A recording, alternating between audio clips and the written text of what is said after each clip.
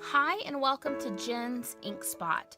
Today I'm going to show you how to create a background like this using Frantic Stampers' new rubber clean background stamps, Distress Oxide inks, and water. So for the release I created this card here with the cute little Ferris wheel and ticket die set, and a new stamp set also included in this release. And the background is created with the new Sunrays 6x6 cling background stamp. And I wanted to show you how easy it is to create a similar effect. So here's the Sunrays stamps. There's 6 stamps released in each Frantic Stamper release each month. This is the Sunrays. There's also this cloud set, which I really love too, which you could do a similar technique with. This is a 6x6 stamp, and what I like about that so much is that when you use your cardstock, you could do it this way or this way, depending on how you wanted to make your cards. So for the clouds, this is still in the packaging, but your clouds will be going the right way if you want your card to go this way, or if you want it to go vertically like this. When I use this technique, I do use my Misty, a regular size Misty, and I'll share that with you in a minute, but you don't have to have a Misty to use this. Okay, the kind of paper that I'm using, I was recently introduced to this Bristol smooth surface paper. I don't really think it's a watercolor paper. I don't know, maybe it is, but it works really well for this technique.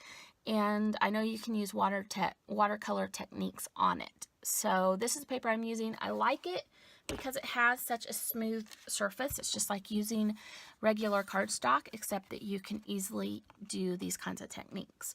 Here's one that I made that I haven't turned into a card yet. For this one, I used cracked pistachio distress ink here, and then at the bottom I added in, or at the top actually, I added in some broken china, and then I used my water technique that I'm going to show you now to create that sunburst image, which I think looks really great.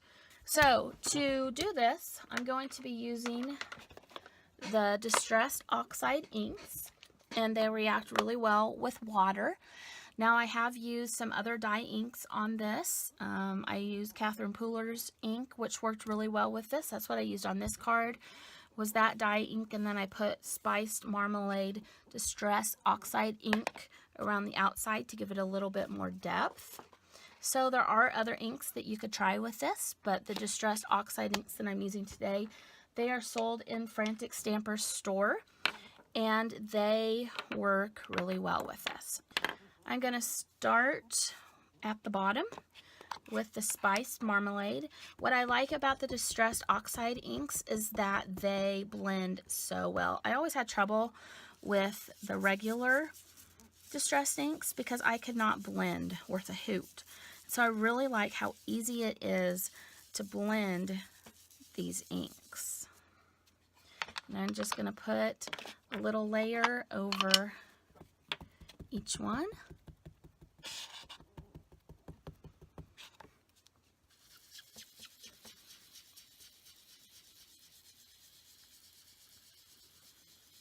And then I'll start kind of blending them together. I'm going to go back up with my orange and blend those together a little bit more. Just kind of creates another depth of color, and they kind of mix together and create a really pretty pattern. Okay, then I'm going to try the Wilted Violet next. It's such a pretty purple.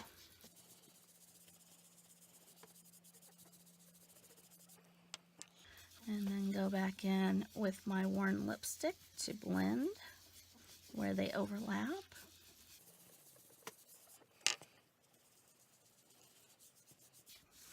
And then for my last color, I'm going to be adding broken china, also Distressed Oxide ink.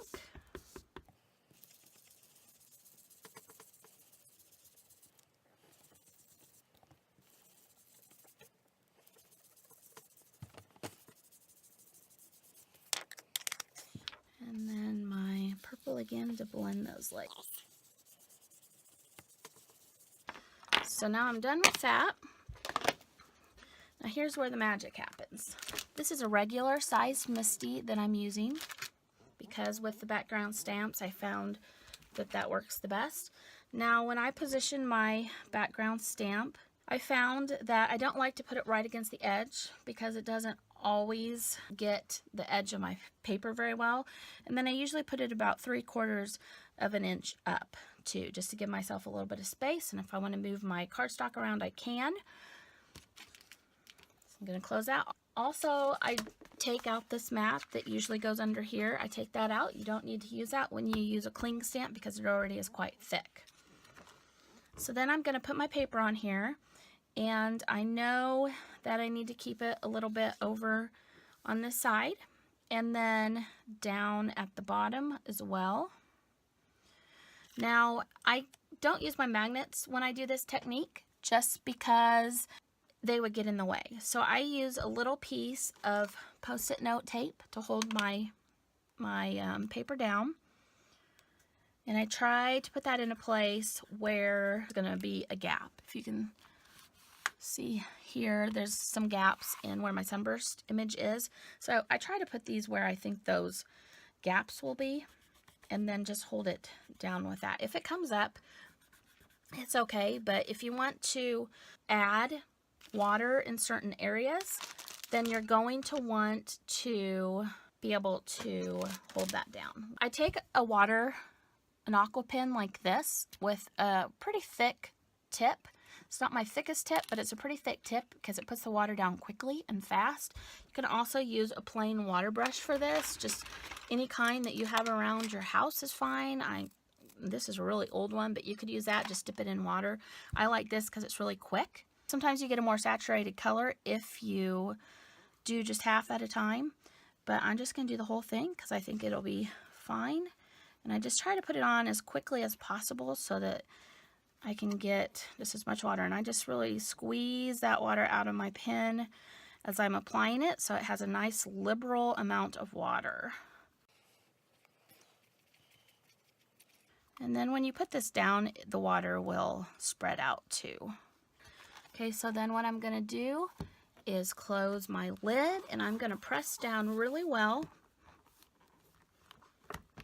to make sure that it's completely covered. And I'm going to lift. Okay, so there's my first attempt. Now if I don't like that, like there's no water right here, I can go again, or I can also just take my water brush and continue that line up. If I don't feel like going back, that works too. Now there's a couple different things that you can do now. You can take a rag and you can blot that up so that you don't have those concentrated colors where the water's pooling, or you can just leave them to dry. Here's an example of when I've left them to dry. They get kind of a little bit more color in those places, and I kind of think it has a cool effect. For the sake of time, I'm just going to go ahead and dry those off, and I just have a Kleenex. I'm just gonna dab it carefully because I don't want my water going in places where I don't want it. I think I'm gonna leave it a little bit in that center. And I just wipe down my background stamp with a baby wipe. Okay, and here is what my background ended up looking like. Now you can choose to dry this with a heat gun, but now you have a really cool background that you can use with your images. And these will work perfectly with the circus images that Frantic Stamper has just released, but you can use them for so many other things too. So I hope that you enjoyed this tutorial and that it'll inspire you to make some watercolor backgrounds. Thanks for joining me today on Jen's Ink Spot.